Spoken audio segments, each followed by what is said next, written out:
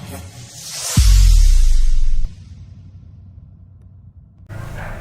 Morning વિદ્યાર્થી મિત્રો, last લેક્ચરમાં આપણે બંધની ધ્રુવીયતા વિશે જોયું હતું કે અસમિતીય અણુ હોય અને એ અસમિતીય અણુમાં આપણે દ્વિધ્રુવીય ચાકમાત્રાના મૂલ્ય વિશે જોયું હતું કે mu net equal to BeCl2 ની વાત કરી તો એમાં આપણને કેટલું જોવા મળે? 0 જોવા મળે. પરંતુ અમુક અણુ એવા હોય કે જેમાં દ્વિધ્રુવીય ચાક માત્રાના જે મૂલ્યો રહ્યા એ મૂલ્યો આપણને 0 જોવા મળતા નથી. જો આપણે H2O ની વાત કરી, H2O, તો આ H2O ની તમને પૂછે કે દ્વિધ્રુવીય ચાક માત્રાના મૂલ્યો કેટલા હશે, તો આ H2O ની દ્વિધ્રુવીય ચાક માત્રા એટલે કે mu net is not equal to કેવું હશે? 0 હશે. કે આપણે જોયું કે મધ્યસ્થ પરમાણુની આજુબાજુ જો એક સમાન વિદ્યુત ઋણતા ધરાવતા પરમાણુઓ જોડાયેલા હોય તો ધારો કે આપણે આ મુજબ જોયું હતું કે BeCl2 કે આકાર કેવો ધરાવે? રેખીય. તો ક્લોરીન અને ક્લોરીન, તો દ્વિધ્રુવીય ચાક માત્રા આપણે દર્શાવી તો આ બંનેમાં વિદ્યુત ઋણતા કોની વધારે થાય? ક્લોરીનની. આમાં પણ ક્લોરીનની. ખ્યાલ આવે? તો જેટલી પ્રબળતાથી આ ક્લોરીન પરમાણુ બંધના ઇલેક્ટ્રોન આકર્ષે એટલી જ પ્રબળતાથી આ ક્લોરીન પરમાણુ પણ બંધના ઇલેક્ટ્રોન શું કરે? આકર્ષે. એટલે કે બંને એકબીજાની વિરુદ્ધ દિશામાં આ ઇલેક્ટ્રોન રહ્યા એ ઇલેક્ટ્રોન આકર્ષતા હોવાને લીધે જો આપણે આનો સદિશ સરવાળો કરીએ અને આપણે જો મ્યુ અથવા દ્વિધ્રુવીય ચાક માત્રાના મૂલ્યો મેળવી તો દ્વિધ્રુવીય ચાક માત્રાના મૂલ્યો આપણને કેવા મળે? 0 મળે. પરંતુ ઘણા બધા અણુ એવા હશે કે જેની દ્વિધ્રુવીય ચાક માત્રાના જે મૂલ્યો રહ્યા એ દ્વિધ્રુવીય ચાક માત્રાના મૂલ્યો આપણને 0 મળતા નથી. તો જો આપણે H2O ની વાત કરી તો H2O નું આપણે જો બંધારણ લઈએ તો આપણે બંધારણ આગળના લેક્ચરમાં જોઈ ગયા કે આ ઓક્સિજનની બાહ્યતમ કક્ષામાં જે 6 ઇલેક્ટ્રોન રહ્યા એ 6 ઇલેક્ટ્રોનમાંથી આ ઓક્સિજન ઉપર આપણને આ મુજબ 2 અબંધકારક ઇલેક્ટ્રોન યુગ્મ જોવા મળે. હવે સમજો કે આ જે અબંધકારક ઇલેક્ટ્રોન યુગ્મ રહ્યા એ ઇલેક્ટ્રોન યુગ્મ આ બંધકારક ઇલેક્ટ્રોન યુગ્મને શું કરે? અપાકર્ષે. કે આગળ આપણે ભણવાનું થશે કે VSPER સિદ્ધાંત, પછી VB થિયરી, કે એમાં ઇલેક્ટ્રોન ક્યારે અપાકર્ષણ બળ લાગે ને ઇલેક્ટ્રોન વચ્ચે ક્યારે આકર્ષણ બળ લાગે. તો આ H2O માં જે મધ્યસ્થ પરમાણુ ઓક્સિજન રહ્યો એ ઓક્સિજન ઉપર આપણને 2 યુગ્મ એટલે કે ટોટલ 4 ઇલેક્ટ્રોન કેવા જોવા મળે? અબંધકારક ઇલેક્ટ્રોન યુગ્મ. હવે આ અબંધકારક ઇલેક્ટ્રોન યુગ્મ હોવાને લીધે શું થાય કે આ જે બંધના ઇલેક્ટ્રોન યુગ્મ રહ્યા એને આ શું કરે? અપાકર્ષે. હવે આપણને ખ્યાલ છે કે હાઇડ્રોજનની વિદ્યુત ઋણતા કેટલી? 2.1. આ હાઇડ્રોજન પરમાણુની વિદ્યુત ઋણતા કેટલી? 2.1. અને આ ઓક્સિજનની વિદ્યુત ઋણતાની વાત કરીએ તો એની વિદ્યુત ઋણતા આપણને કેટલી જોવા મળે? 3.5. હવે સમજો કે આ જે બંધના ઇલેક્ટ્રોન સમજો કોના તરફ આકર્ષાય? તો આપણે આ ભણી ગયા કે જેની વિદ્યુત ઋણતા વધુ હશે તેના તરફ બંધના ઇલેક્ટ્રોન શું થાય? આકર્ષાતા જોવા મળે. એટલે કે આ ઓક્સિજન અને હાઇડ્રોજન વચ્ચેના જે બંધના ઇલેક્ટ્રોન રહ્યા એ ઇલેક્ટ્રોન યુગ્મ કોના તરફ આકર્ષાય? ઓક્સિજન તરફ. અને આ ઓક્સિજન હાઇડ્રોજન બંધ રહ્યો એના ઇલેક્ટ્રોન યુગ્મ પણ કોના તરફ આકર્ષાય? તો દ્વિધ્રુવીય ચાક માત્રા આપણને અથવા નેગેટિવ વીજભાર કોના ઉપર ઉત્પન્ન થાય? ઓક્સિજન ઉપર. હવે સમજો કે આ અબંધકારક ઇલેક્ટ્રોન યુગ્મને લીધે ઓક્સિજનની વિદ્યુત ઋણતાના મૂલ્યોમાં શું થાય? વધારો થાય.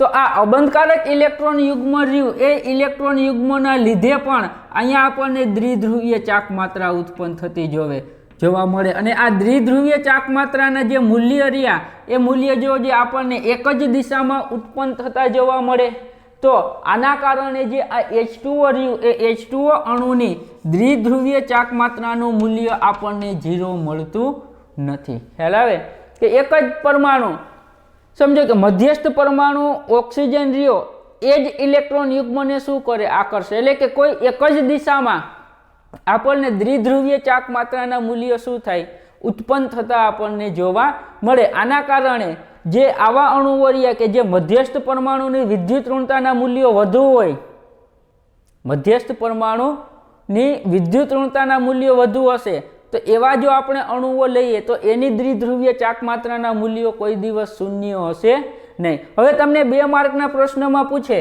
એ સમજો કે આપણે NH3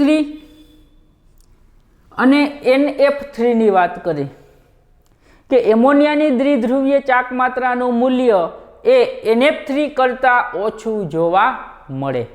સમજો NH3 ની દ્વિધ્રુવીય ચાક માત્રાનું મૂલ્ય NF3 કરતાં આપણને કેવું જોવા મળે ઓછું જોવા મળે. તો જો આપણે NH3 ની વાત કરીએ તો NH3 નું બંધારણ આપણને આ મુજબ જોવા મળે હાઇડ્રોજન હાઇડ્રોજન અને હાઇડ્રોજન અને આ નાઇટ્રોજન ઉપર એક શું હશે અબંધકારક ઇલેક્ટ્રોન યુગ્મ.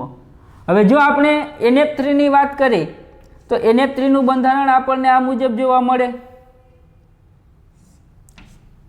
નાઇટ્રોજન ફ્લોરિન ફ્લોરિન અને અહીંયા એક અબંધકારક શું હોય ઇલેક્ટ્રોન યુગ્મ. હવે જો આપણે આની વાત કરીએ ફ્લોરિનની અને NH3 અને NF3 તો NH3 ની દ્વિધ્રુવીય ચાક માત્રાનું મૂલ્ય કેવું હોય વધુ હોય જ્યારે NF3 ની દ્વિધ્રુવીય ચાક માત્રાનું મૂલ્ય કેવું હોય ઓછું. તો નાઇટ્રોજનની વિદ્યુત ઋણતા રહી એ હાઇડ્રોજન કરતાં કેવી હશે વધુ હશે. તો આપણે જોઈએ તો આ બંધના ઇલેક્ટ્રોન કોના તરફ આકર્ષાય નાઇટ્રોજન તરફ. તો કોઈ એક જ દિશામાં આપણને બંધના ઇલેક્ટ્રોન આકર્ષાતા જોવા મળે કોઈ એક જ દિશામાં બંધના ઇલેક્ટ્રોન શું થાય આકર્ષાય. ધારો કે અહીંયા નાઇટ્રોજન અને ફ્લોરિનની વાત કરી તો અહીંયા વિદ્યુત ઋણતા કોની વધારે હોય ફ્લોરિનની વધારે હશે. તો અહીંયા આપણને ઇલેક્ટ્રોન યુગ્મ કોના તરફ આકર્ષાતા જોવા મળે ફ્લોરિન તરફ. એટલે કે આ મુજબ આપણે આને દર્શાવી શકીએ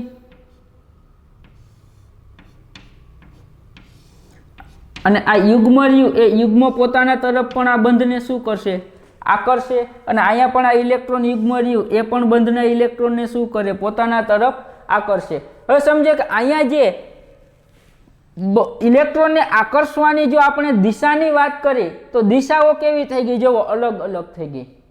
જ્યારે અહીંયા આપણે ઇલેક્ટ્રોન આકર્ષવાની વાત કરી અથવા આપણે દ્વિધ્રુવીય ચાક માત્રા દર્શાવી તો અહીંયા આપણને કઈ દિશામાં જોવા મળે એક જ દિશામાં કયો પરમાણુ ઇલેક્ટ્રોન બંધના ઇલેક્ટ્રોનને આકર્ષે તો કે નાઇટ્રોજન પરમાણુ. અને આ નાઇટ્રોજન પરમાણુ બંધના ઇલેક્ટ્રોનને આકર્ષતો હોવાને લીધે આ NH3 ની જે દ્વિધ્રુવીય ચાક માત્રાનું મૂલ્ય રહ્યું એ NF3 કરતાં આપણને કેવું જોવા મળે વધુ આપણને જોવા મળે. એટલે કે અહીંયા 3 ફ્લોરિન પરમાણુ અલગ અલગ દિશામાં સમજજો 3 ફ્લોરિન પરમાણુ આ જે ઇલેક્ટ્રોન યુગ્મ રહ્યા એ ઇલેક્ટ્રોન યુગ્મને અલગ અલગ દિશામાં શું કરે આકર્ષે.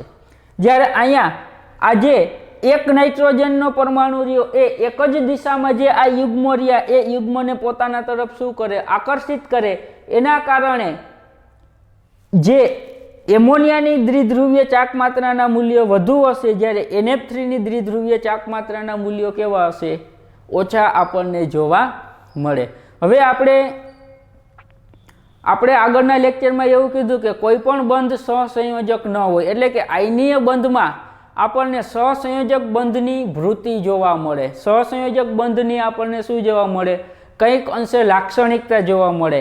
તો એ સહસંયોજક બંધની લાક્ષણિકતાની જો આપણે વાત કરી તો એના માટે આપણે ફજાનનો નિયમ ભણવાનો થશે કે ફજાનના નિયમ આધારિત તમે કોઈ પણ આયનીય સંયોજન હોય તો એમાં કે સહસંયોજક બંધની તીવ્રતા કેટલી હશે એ આપણે જાણી શકીએ.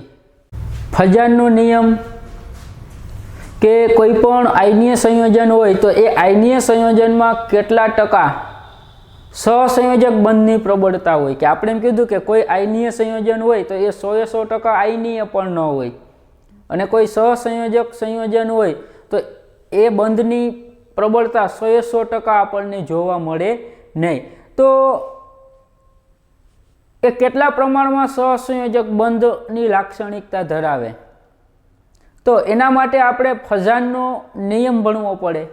તો જો આપણે ફજાનના નિયમની વાત કરીએ તો ફજાનનો નિયમ એ આયનીય બંધમાં આંશિક સહસંયોજક બંધની લાક્ષણિકતા સમજાવે, કે તમે કોઈ આયનીય સંયોજન લીધું તો એ આયનીય સંયોજનમાં સહસંયોજક બંધની લાક્ષણિકતા આપણને જોવા મળે કે નહીં. ખ્યાલ આવે કે સહસંયોજક બંધની લાક્ષણિકતા આપણને જોવા મળશે કે નહીં. ધારો કે તમને આ મુજબ આપી દીધું હોય કે NaCl, ખ્યાલ આવે, અને હું એમ કહું કે આ NaCl ની અંદર 100% આયનીય બંધ હોય તો વાત કેવી પડે? ખોટી પડે. તો આ NaCl ની અંદર આપણને સહસંયોજક બંધની લાક્ષણિકતા જોવા મળશે કે નહીં, તો એ જાણવા માટે અથવા આપણે કયા નિયમથી જાણી શકીએ તો કે ફજાનના નિયમ દ્વારા આપણે એ બંધની લાક્ષણિકતા જાણી શકીએ. તો સમજો કે શું કહે કે જે આયનીય સંયોજનના ધ્રુવીભવન પર આધાર રાખે, કે ધ્રુવીભવન એટલે શું? તો કે ધન આયન એ ઋણ આયનના ઇલેક્ટ્રોન વાદળને પોતાની તરફ આકર્ષવાની જે ક્રિયા રહી એને કોના તરીકે ઓળખવામાં આવે? ધ્રુવીભવન તરીકે ઓળખવામાં આવે. સમજો ધ્રુવીભવન એટલે શું? કે જે આયનીય સંયોજનના ધ્રુવીભવન પર આધારિત હોય. તો કે ધ્રુવીભવન એટલે શું? તો કે ધન આયનના અથવા ધન આયન ઋણ આયનના ઇલેક્ટ્રોન વાદળને વિકૃત કરવું, પોતાની તરફ ખેંચવું. તો આ જે ક્રિયા થઈ એ ક્રિયાને આપણે કોના તરીકે ઓળખતા હોય? ધ્રુવીભવન તરીકે. તો સમજો કે આયનીય સંયોજનમાં જે આ આંશિક સહસંયોજક બંધની લાક્ષણિકતાનો આધાર રહ્યો એ આધાર કોના ઉપર હોય? ધ્રુવીભવન પર. કે જેમ વધુ ને વધુ ધ્રુવીભવન થાય તેમ સહસંયોજક બંધની લાક્ષણિકતા આપણને કેવી જોવા મળે? વધુ જોવા મળે. તો સમજો કે જો ધન આયનનું નાનું કદ અને ઋણ આયનનું કદ મોટું હોય તો આયનીય બંધમાં વધુ સહસંયોજક લાક્ષણિકતા આપણને જોવા મળે. સમજો કે ધન આયનનું કદ કેવું હોય? નાનું. અને ઋણ આયનનું કદ કેવું હોય? મોટું હોય. તો એમાંથી જે આયનીય સંયોજન બનેલું હોય એ આયનીય સંયોજનની અંદર સહસંયોજક બંધની પ્રબળતા કેવી હોય? વધારે. સહસંયોજક બંધની લાક્ષણિકતા કેવી હોય? વધારે. અહીંયા ધ્યાન આપો, જો હું એક સંયોજન NaCl લઉં, કયું લઉં? NaCl, અને એક સંયોજન હું MgCl2 લઉં, તો આપણે કીધું શું કે ધન આયનનું કદ કેવું હોવું જોઈએ? નાનું હોવું જોઈએ. અને ઋણ આયનનું કદ કેવું હોવું જોઈએ? મોટું. તો આપણને ખ્યાલ જ છે કે આ બંનેની અંદર કયા બંધ જોવા મળે? આયનીય બંધ જોવા મળે. NaCl અને MgCl2 ની અંદર કેવા બંધ જોવા મળે? આયનીય બંધ. પરંતુ હું તમને એમ પૂછું કે આ NaCl ની અંદર સહસંયોજક બંધની લાક્ષણિકતા વધારે હશે કે MgCl2 ની અંદર? તો બંનેના આયન નક્કી કરો કે NaCl ની અંદર Na+ આયન હશે, જ્યારે નેગેટિવ આયન કયો હશે? Cl-. જ્યારે MgCl2 ની અંદર પોઝિટિવ આયન કયો હશે? Mg+2, અને નેગેટિવ આયન કયો હશે? Cl-2.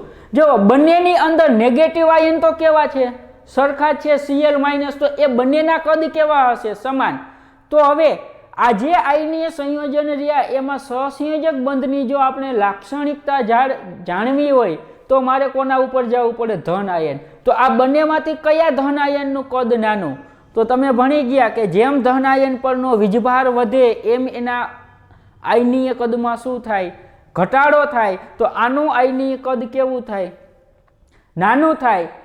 હવે જો આનું આયનીય કદ નાનું અને ઋણ આયન તો કેવો બને? એમાં મોટો જ છે. તો નાનું કદ અને મોટો ઋણ આયન હોય તો આયનીય બંધની અંદર સહસંયોજક બંધની લાક્ષણિકતા કેવી હોય? વધુ.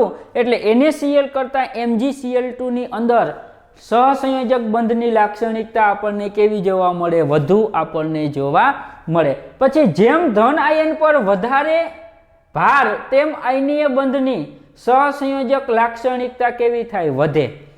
તો ક્લિયર જ છે કે જેમ ધન આયન પર ધન વીજભાર વધે તેમ આયનનું કદ કેવું થાય? નાનું થાય. સમજો Na પ્લસ. હવે હું એમ કહું કે અહીંયા લઈ લો AlCl, ત્રીજું મૂકી દઉં AlCl3. હવે હું કહું કે આની અંદર કોની કયા આ જે ત્રણ સંયોજન રહ્યા એમાં સહસંયોજક બંધની લાક્ષણિકતા સૌથી વધારે શેમાં હશે? તો ત્રણેયમાં જોજો આમાંથી કયો આયન બને? Al+3. અહીંયા Cl માઇનસ કે નેગેટિવ આયન તો ત્રણેયમાં સમાન જ છે. પરંતુ જુઓ એકમાં ધન વીજભાર કેટલા એકમ? 1 એકમ, એકમાં 2 એકમ અને એકમાં 3 એકમ. તો સમજો કે જેમ ધન વીજભાર ધન આયન પર વીજભાર વધે તેમ આયનીય બંધની સહસંયોજક લાક્ષણિકતામાં શું થાય? વધારો. એટલે કે NaCl કરતાં વધારે સહસંયોજક કોણ હોય? MgCl2. MgCl2 કરતાં વધારે સહસંયોજક કોણ હોય? AlCl3.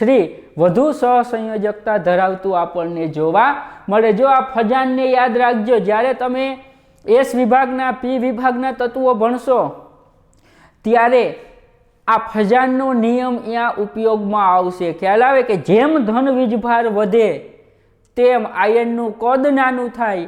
આયનનું કદ નાનું થાય તો તે આયનીય બંધની અંદર સહસંયોજક લાક્ષણિકતાના મૂલ્યોમાં શું થાય? વધારો થતો આપણને જોવા મળે.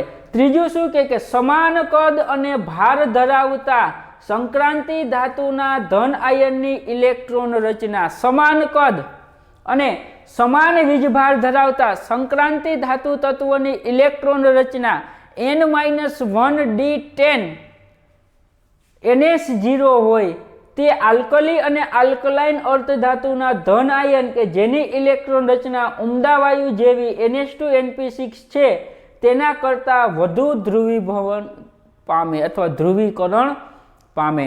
એટલે કે જો તમે કોઈ સંક્રાંતિ ધાતુ આયન લ્યો અથવા કોઈ સંક્રાંતિ તત્વ લ્યો તો એ સંક્રાંતિ તત્વોની ડી કક્ષકની ઇલેક્ટ્રોન રચના કેવી હોવી જોઈએ? પૂર્ણ હોવી જોઈએ. અને ઇલેક્ટ્રોન ખાલી શેમાંથી તમે દૂર કરો? S કક્ષકમાંથી દૂર કરો. એટલે કે એની ઇલેક્ટ્રોન રચના કેવી થશે? N-1d10 NH0 થાય. તો એ જે ધન આયન બને સંક્રાંતિ ધાતુ તત્વોનો એ ધન આયનની ધ્રુવીકરણની પ્રક્રિયા કોના કરતાં વધુ હોય? તો કે આલ્કલી અને આલ્કલાઇન કરતાં. શા માટે? તો સમજો કે હું એમ કહું કે પોટેશિયમ, કેલ્શિયમ, સ્કેન્ડિયમ, ટિટેનિયમ અને વેનેડિયમ. તો જો હું આવર્તમાં ડાબીથી જમણી બાજુ તરફ જાઉં એમ પરમાણ્વીય કદ શું થાય? ઘટે. અને જો પરમાણ્વીય કદ ઘટે તો એમાંથી બનતા આયનના કદમાં પણ શું થાય? ઘટાડો થાય. અને આયન નાનું બની ગયું, આયનનું કદ નાનું બની ગયું તો એની ધ્રુવીભવન કરવાની તાકાત અથવા એની સહસંયોજક બંધની તાકાતમાં શું થાય? વધારો થતો આપણને જોવા મળે. એટલે કે સમજો કે આલ્કલી અને આલ્કલાઇન તત્વોમાંથી કોઈ આયનીય સંયોજન બને અને ડી વિભાગ એટલે કે સંક્રાંતિ તત્વોમાંથી કોઈ આયનીય સંયોજન બને તો એની અંદર સહસંયોજક બંધની લાક્ષણિકતા આલ્કલી અને આલ્કલાઇન કરતાં કેવી હશે? વધુ હશે. કારણ કે એમ કીધું ને કે તેના કરતાં વધુ શું પામે? ધ્રુવીકરણ. હવે ધ્રુવીકરણ પામવું એટલે બંધના જે ઇલેક્ટ્રોન વાદળિયા ઋણ આયન પરના ઇલેક્ટ્રોન વાદળને વધુને વધુ પોતાની તરફ શું કરવા? આકર્ષવા. પોતાની તરફ શું કરવા? ખેંચવા. સમજો કે ધન આયન જે ઋણ આયનના ઇલેક્ટ્રોનીય વાદળને ખેંચી અને ઋણ આયનને ધ્રુવીભૂત કરે. કે ધન આયનનું કામ શું? કે જેવો ઋણ આયન એની પાસે આવ્યો તો ઋણ આયનની આજુબાજુ તો શું હશે? ઇલેક્ટ્રોન જ હશે. તો એ ઇલેક્ટ્રોનીય વાદળને પોતાની તરફ શું કરે? આકર્ષે અને એને શું કરે? ધ્રુવીભૂત કરે. તો આ જે ધ્રુવીભૂત કરવાની ક્રિયા રહી એને આપણે કોના તરીકે ઓળખતા હોય? ધ્રુવીભવન અથવા ધ્રુવીકરણ પ્રક્રિયા તરીકે ઓળખતા હોય. અને આ ધ્રુવીકરણને લીધે બંને વચ્ચે ઇલેક્ટ્રોનીય ભારમાં શું થાય? વધારો થાય અને બે કેન્દ્રો વચ્ચે વીજભાર વધવાને લીધે સહસંયોજક બંધની શું થાય? રચના થતી આપણને જોવા મળે. કે આ મુજબ સમજો કે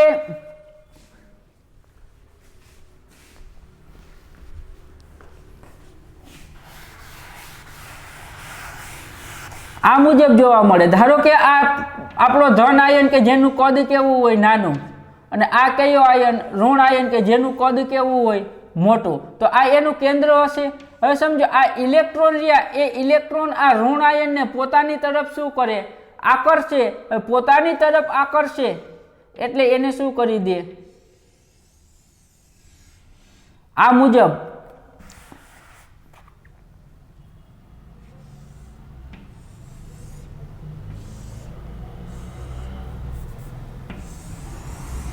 આ મુજબ આ જે ઇલેક્ટ્રોન રહ્યા એ ઇલેક્ટ્રોનને શું કરી દે? ધ્રુવીભૂત કરી દે. અને ઇલેક્ટ્રોનને ધન આયનની વધુને વધુ શું કરે? નજીક લઈ આવે. અને આ નજીક આવવાને લીધે આ જે ઇલેક્ટ્રોનીય વીજભાર રહ્યો એ ઇલેક્ટ્રોનીય વીજભારમાં શું થાય? વધારો થાય. અને સહસંયોજક બંધની માત્રામાં શું થાય? વધારો થતો આપણને જોવા મળે. એટલે કે ટૂંકમાં સિમ્પલ ભાષામાં આવું તમે યાદ રાખી શકો કે આ જે ઋણ આયન રહ્યો એની આજુબાજુ આ મુજબ ઇલેક્ટ્રોન શું હશે? ઇલેક્ટ્રોનના વાદળ હશે. તો આ ધન આયન એ ઇલેક્ટ્રોન વાદળને શું કરે? ખેંચે. હવે ઇલેક્ટ્રોન વાદળને પોતાની તરફ ખેંચે એટલે એ કયો બંધ? અમુક માત્રામાં કયો બંધ બનાવશે? સહસંયોજક બંધ બનાવશે. એટલે સહસંયોજક બંધની પ્રબળતા અથવા એની લાક્ષણિકતાના મૂલ્યોમાં શું થાય? વધારો થતો આપણને જોવા મળે. અને આ ધ્રુવીભવન કે જે ઇલેક્ટ્રોનને આકર્ષવાની ક્રિયા રહી, ઋણ આયનને આકર્ષવાની ક્રિયા રહી, એને જો આપણે અસર કરતા પરિબળોની વાત કરી તો એક પરિબળ કયું થશે? તો કે ધન આયનનું કદ અથવા ધન આયનની આયનીય ત્રિજ્યા. તો સમજો કે R પ્લસ ઇઝ પ્રપોઝનલ ટુ 1 ધ્રુવીભવન. કે જો ત્રિજ્યા વધે,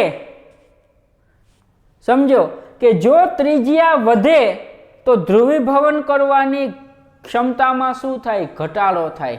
કારણ કે ત્રિજ્યા વધશે ધન આયનની તો ધન આયનના કદમાં શું થાય? વધારો. અને ધન આયનનું કદ વધે તો ધ્રુવીભવનની ક્ષમતા અથવા ધ્રુવીભવનની ઘટનામાં શું થાય?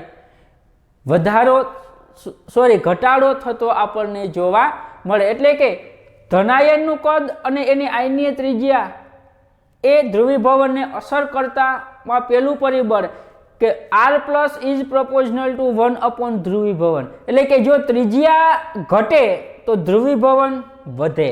અને જો ધ્રુવીભવન વધે તો આયનીય બંધમાં સહસંયોજક લાક્ષણિકતાના મૂલ્યોમાં શું થાય? વધારો. એટલે કે પર્સન્ટેજ કે સહસંયોજક બંધની ટકાવારી રહી એ સહસંયોજક બંધની ટકાવારી અથવા એની લાક્ષણિકતાના મૂલ્યોમાં શું થાય? વધારો થતો આપણને જોવા મળે. સમજો કે અહીંયા જુઓ NaCl અને KCl. આ મેં એક સંયોજન કયું લીધું? NaCl. અને બીજું કયું લીધું? KCl. NaCl માં કયો ધન આયન હોય? Na plus. અને KCl માં કયો હોય?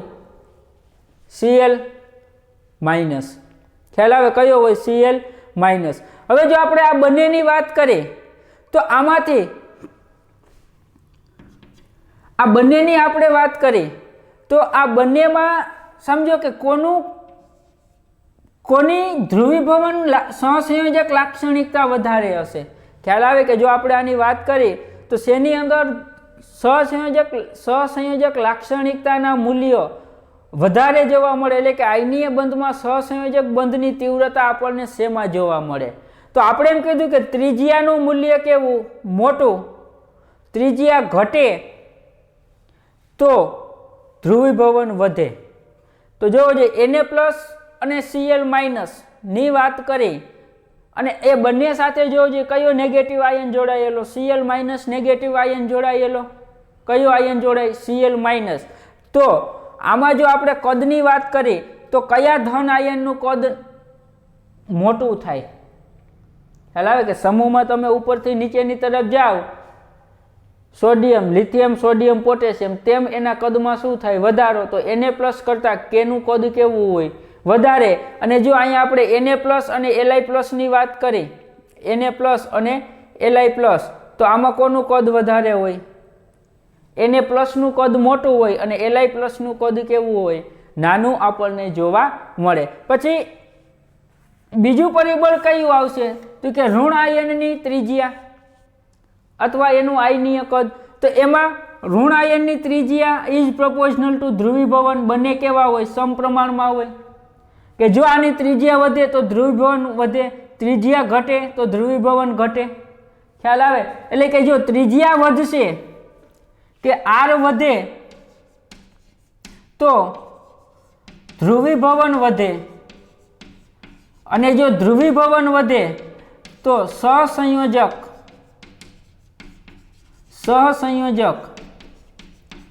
લાક્ષણિકતામાં પણ શું થાય?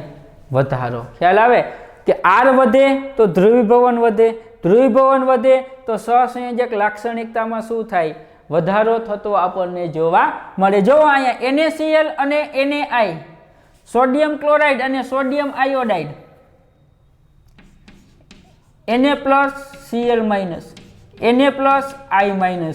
તો જોજે આ બંનેમાં કયા ઋણ આયનનું કદ મોટું? આયોડાઇડ આયનનું કદ કેવું થાય? મોટું થાય. તો આ જે NaCl કરતાં આ જે સોડિયમ આયોડાઇડ બને એ સોડિયમ આયોડાઇડમાં સહસંયોજક લાક્ષણિકતા આપણને કેવી જોવા મળે? વધુ આપણને જોવા મળે. એ જ રીતે ધન આયન પરનો વીજભાર, કે અહીંયા જ આપણે કીધું કે જેમ ધન આયન પર વીજભાર વધે તેમ આયનીય બંધની સહસંયોજક લાક્ષણિકતામાં શું થાય? વધારો. અને એ વધારો કોના ઉપર આધાર રાખે? ધ્રુવીભવન ઉપર. એટલે કે જેમ ધન વીજભાર વધુ તેમ ધ્રુવીભવન વધુ, અને જેમ ધ્રુવીભવન વધુ એમ સહસંયોજક લાક્ષણિકતા કેવી થાય? વધે. કે આ એક્ઝામ્પલ આપણે આગળ જ સમજાવ્યું હતું, Na+ અને Mg+2. તો મેગ્નેશિયમ ઉપર કેટલા એકમ ધન વીજભાર? 2 એકમ. જ્યારે સોડિયમ ઉપર કેટલા એકમ ધન વીજભાર? 1 એકમ. તો જેમ ધન વીજભાર વધશે એમ ધ્રુવીભવન શું થાય? વધે. અને ધ્રુવીભવન વધે તો સહસંયોજક લાક્ષણિકતામાં શું થાય? વધારો થતો આપણને જોવા મળે. અને જેમ ઋણ વીજભાર વધે, તમે ભણી જ ગયા કે આયનીય કદ, કે જેમ ધન આયનનો ધન વીજભાર વધુ તેમ એનું કદ નાનું, અને જેમ ઋણ આયનનો ઋણ વીજભાર વધુ તેમ એનું કદ કેવું? મોટું. સમ ઇલેક્ટ્રોનિયમમાં. તો અહીંયા જુઓ, જેમ ઋણ વીજભાર વધશે તેમ ધ્રુવીભવન વધે, અને ધ્રુવીભવન વધે એમ સહસંયોજક લાક્ષણિકતા શું થાય? વધે. કે જુઓ Al2O3,